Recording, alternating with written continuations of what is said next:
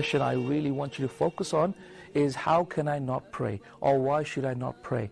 Because by Allah, our Lord, Allah subhanahu wa ta'ala, the one who created you, the one who sustains you, the one who cherishes you, the one who nourishes you, the one who provides for you, the one who gives you everything that you ask for when you want it, when you need it, and He gives it to you from the beginning when you had no power and you had no ability to ask Him for it until now, whilst Allah subhanahu wa ta'ala has given you all the ability and all the strength and power. But Allah, the one who gives you everything that you want when you obey Him, and He gives you everything that you want even when you disobey Him. Do you not think that this Lord of yours, the most honorable, kind, just, merciful Lord of yours, deserves even a few moments of your day, a few moments of your day to remember Him?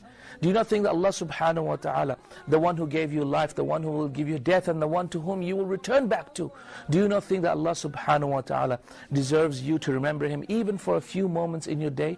But Allah, think about the last moment of your life. Think about the last moment of your life when you will be in that grave. Think about the last moment of your life when your life will be flashing in front of your eyes. Is it not possible that you have spent everything for this world and have spent nothing for the hereafter? When the hereafter is eternity and this world is only a fleeting experience of only about 60 to 70 years.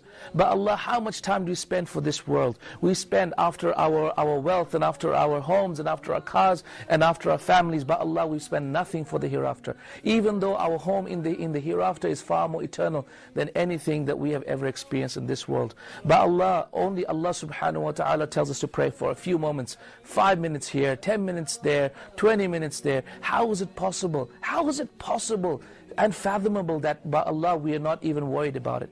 That we can't find a single moment in order to remember Allah subhanahu wa ta'ala? Or is it that we think that Allah subhanahu wa ta'ala is merciful and kind, that He's just going to overlook and forgive and forget every single thing? We forget the fact that He's also shadidul iqab, severe in punishment. We forget that He has created a fire which is 70 times more stronger than the fire of any other thing that we have ever experienced. We forget the fact that Allah subhanahu wa ta'ala will severely punish those who do not listen to Him. We forget the fact that Allah subhanahu wa ta'ala loves to forgive, but at the same time He also is just in His retribution. But Allah, is it possible that you are of those people who you think that Allah is going to be happy with you in the Day of Judgment, but you might be actually of those people who Allah will be angry with on the Day of Judgment? Because by Allah, you did not listen to His command, you didn't obey His messengers. When He told you to pray, you didn't listen. When the adhan has been given, you didn't listen, you turned away. But Allah, how do you expect that you will also be of those people that Allah will be happy with on the Day of Judgment? Go back to your prayer and come back to Allah subhanahu wa ta'ala.